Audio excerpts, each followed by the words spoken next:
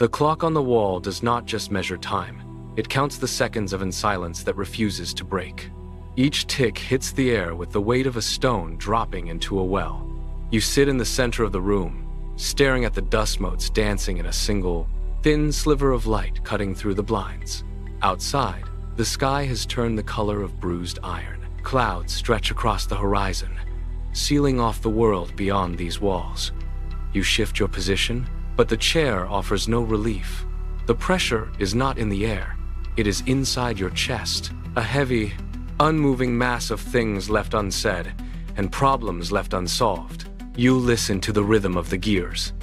Tick, the pause. Tick, the pause. It is the sound of a life holding its breath. Every second that passes is a reminder of a breakthrough that remains just out of reach. You try to focus on the light hitting the floor, but the shadows in the corners of the room are growing longer. The stillness is not peaceful. It is a demand for an answer you do not have. You are alone with the ticking, and the burden is not getting any lighter. You walk out the front door, and the transition is instant. The corners of your mouth lift. You offer a polite nod to the neighbor. You exchange the expected pleasantries about the weather. It is a performance, perfectly timed, perfectly executed, and entirely hollow. You smile, because that is what the world demands. You keep your head down and your pace steady, acting the part of someone who has it all under control. But beneath the mask, the internal landscape is shifting.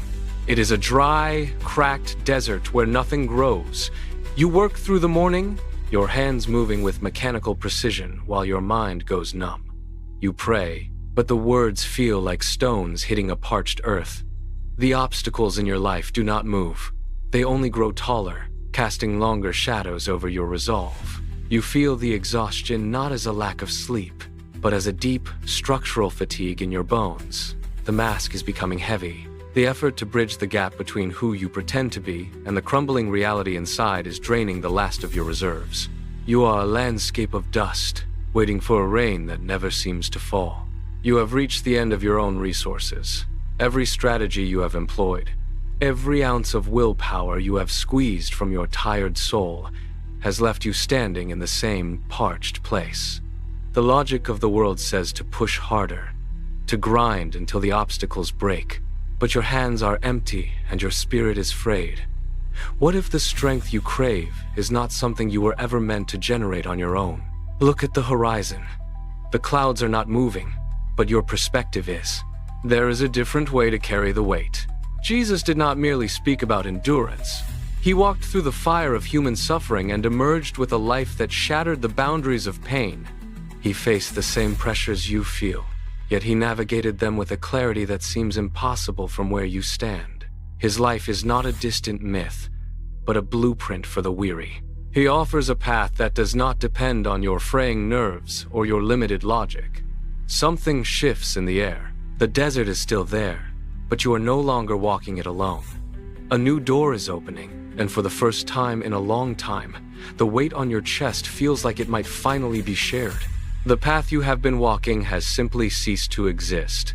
One moment you were following a clear, well-marked trail, and the next, the ground beneath your feet dropped away into a thick, impenetrable fog. You stop. You check your internal compass, your plans, and your past experiences, but the needles are spinning wildly. Nothing you rely on to navigate this life works anymore. This is the moment where most people turn back or force a direction that leads nowhere. You face your giant, that crushing debt, the persistent illness, or the stinging rejection, and your logic tells you to fight with the same tools you have always used. But those tools are broken. You are staring at a wall that does not yield to your best efforts. It is time to stop measuring your strength against the size of the obstacle. The first secret to spiritual endurance is this: trust God even when the path vanishes completely beneath you. True strength is not found in your own hands or your own cleverness. It is borrowed from the Almighty. When the way forward is hidden from your eyes, you must stop relying on your own limited map. You are being asked to step into the unknown with nothing but the promise that the one who created the path is still holding your hand.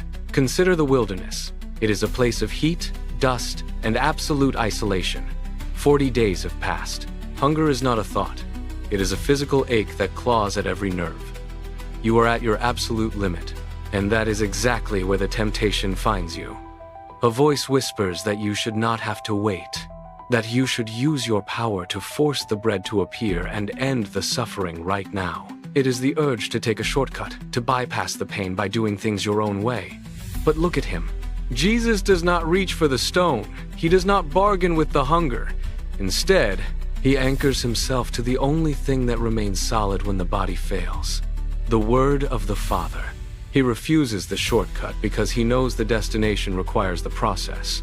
Every time the doubt hits, every time the temptation to control the outcome rises, he speaks the truth of the Father aloud. This is not passive waiting. This is active, disciplined strength.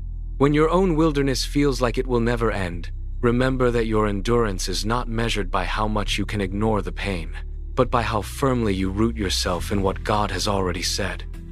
He faced the void and chose the word. Now, you must do the same. When your giant looms over you, do not look at your own hands. You might be facing a mountain of debt, a terminal diagnosis, or a wall of rejection that seems impossible to climb. Your natural reaction is to measure your own strength against the size of the problem. You look at your resources, your connections, and your energy, and you conclude that you are not enough. You are right. You are not enough. But that is the point. Think of David. He stood in the valley with nothing but a sling. Goliath was a wall of muscle and iron. If David had calculated his own strength, he would have turned and run. Instead, he looked past the giant to the Almighty.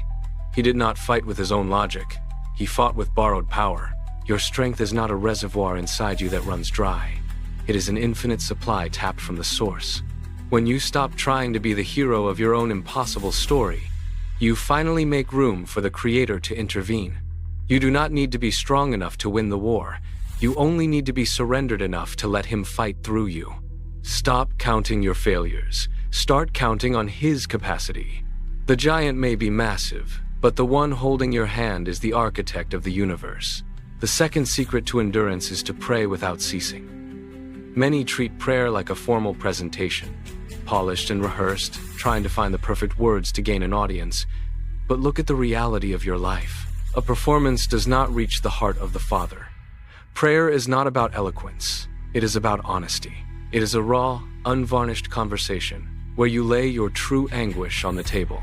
When your chest feels heavy with the weight of unresolved burdens, you do not need to hide the cracks. Speak them. Tell Him exactly where you are failing, where you are hurting, and where your patience has worn thin. Whether you are walking to your job in the early morning, sitting in a quiet office, or lying awake while the rest of the world sleeps, keep the channel open. Persistence is the engine of this endurance. Even when the answer seems to hang in the air, delayed by time or circumstances, your conversation is never wasted. It is the steady heartbeat of your faith. Do not wait for a sanctuary to speak. Your life is the altar.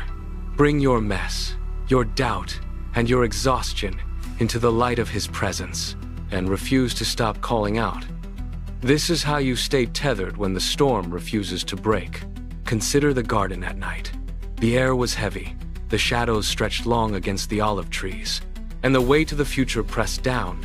This is where Jesus went before the final hour. He did not retreat to a place of comfort, but to a place of solitude to face the approaching agony. He was alone, yet He was not silent. He fell to the ground, His face pressed into the dirt, and laid His entire being bare before the Father. His prayer was not a whisper of resignation. It was a desperate, agonizing plea. Not my will, but yours be done. He felt the impending suffering, the rejection, and the dark path ahead. Yet He did not pull away. He persisted. He kept talking to the Father even when the cup did not pass. Your own prayers may feel like they are hitting a ceiling, or perhaps the answer you seek remains locked behind a door that will not open. Remember Gethsemane. Even when you are trembling, even when the outcome seems dark, your persistence is your anchor. Jesus showed that raw, honest surrender is the ultimate act of strength. Keep speaking. Keep yielding. Your prayers are not being ignored. They are being woven into a purpose far greater than the immediate relief you crave. Stay in the garden. When you are trapped inside the cycle of your own suffering, your world shrinks to the size of your pain. Every thought orbits your own exhaustion, your own losses, and your own unanswered questions. You become a prisoner of your perspective. But there is a third secret to endurance that breaks this cage. Serve others to find your own healing. It sounds counterintuitive. When you feel empty, the instinct is to hoard your remaining strength, to pull back and protect what little you have left. Yet, the act of reaching out is not a depletion of your resources. It is a redirection of your soul. Look away from the mirror of your own misery. Scan the room. Find one person who is struggling with a burden you recognize.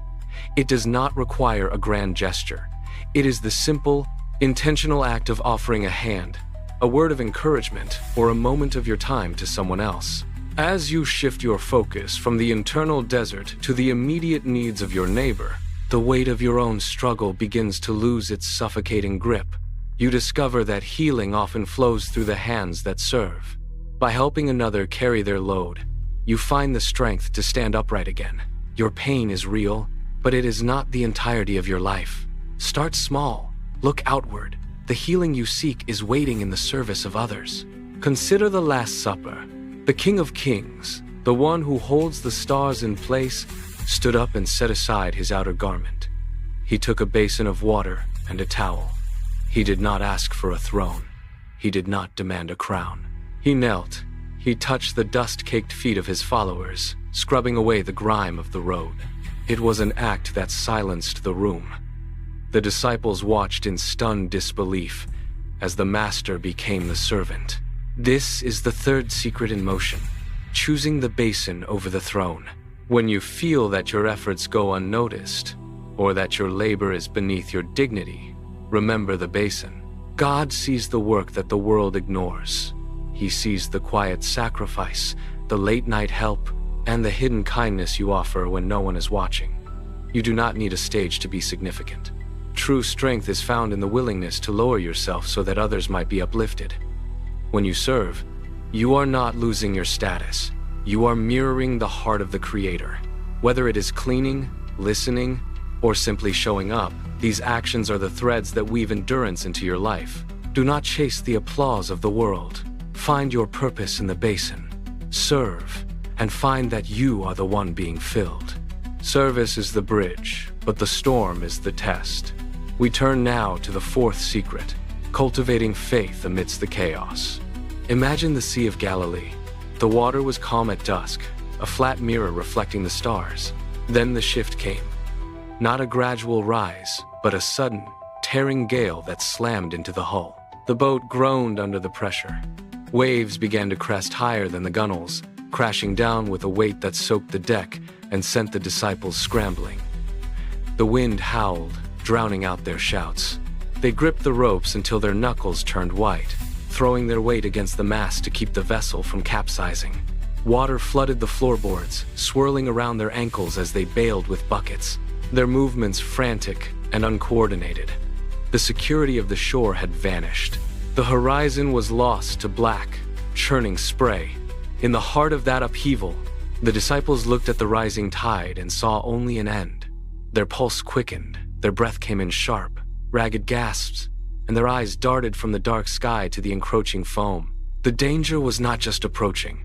It was already here, tearing at the wood and shaking the very foundation of their resolve. The boat pitched violently. Every lurch sent a fresh torrent of freezing spray across the deck. The disciples were no longer bailing. They were holding on. Fingers locked onto the splintering railings as the boat dipped dangerously low. The water rose past their calves, cold and relentless, dragging at their movements. You can feel that same pressure, can you not? When the debt mounts, when the diagnosis comes, when the path you trusted suddenly vanishes beneath the surf, your pulse hammers against your ribs. Your mind races through every worst-case scenario. In that moment of absolute exposure, where are your eyes fixed? Are they locked on the dark, churning water rising around your feet, threatening to pull you under? Or are they fixed on the one in the boat? The panic is a siren, screaming that you are alone, that the waves are the only reality left. But the storm does not dictate the outcome. The water is only a distraction. Look past the foam. Look past the fear. The true anchor is not in your ability to swim, but in the presence of the one who remains unmoved, even while the wood groans and the sky turns black. Choose where you look. Amidst the chaos, one figure remained untouched by the gale. While the disciples fought the sea, Jesus lay on a cushion, head resting against the wood, eyes closed. He was not ignoring the danger. He was anchored to a reality deeper than the waves. The storm raged, yet his breathing remained steady, rhythmic, and quiet. He did not grip the ropes. He did not bail the water. He simply rested. This was the ultimate disruption to the disciples' logic. They saw a sinking ship. He saw a platform for peace. This is the fourth secret.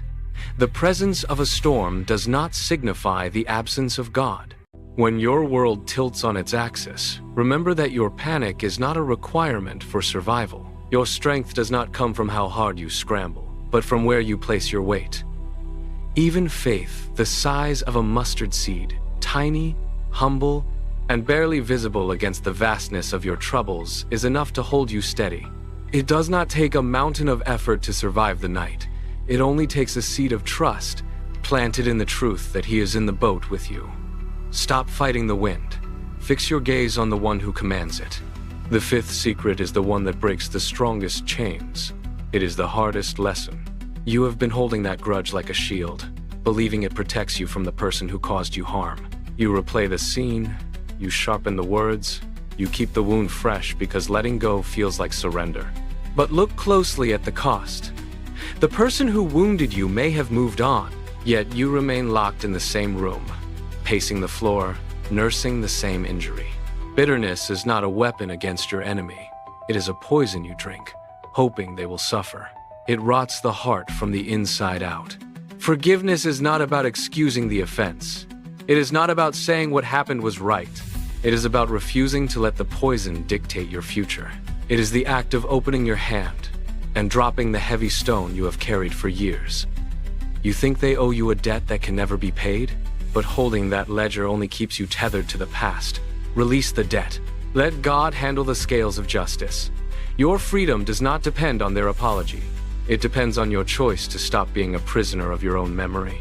Breathe in. Let the weight fall. Choose to be free. To understand the weight of this choice, look to the mountain of Golgotha. The air is thick with the sound of iron and the jeers of 1,000 voices. He is suspended between heaven and earth, every breath a struggle against gravity and agony. The crowd below creates a wall of noise, mocking him, demanding he save himself if he is truly the Son of God. They expect a display of power. They expect lightning.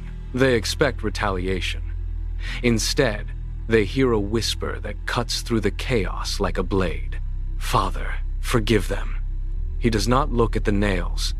He does not look at the soldiers casting lots for his life. He looks through the pain, through the betrayal, and speaks the words that end the cycle of vengeance. This is not a passive surrender. It is an active assault on the logic of the world. By choosing mercy when justice was within his reach, he redefined what it means to be strong. He did not let the poison of their hate touch his spirit. He refused to hold the dead against them, even while they were actively destroying him. When you feel the sting of rejection or the heat of anger, remember the silence of the cross. Mercy is not a weakness. It is the final, shattering blow against the darkness that seeks to keep you bound. The cross remains the ultimate standard, but the work continues in you. You have carried the scales of justice for too long, measuring every slight, every betrayal, every unpaid debt. It is a heavy, rusted weight.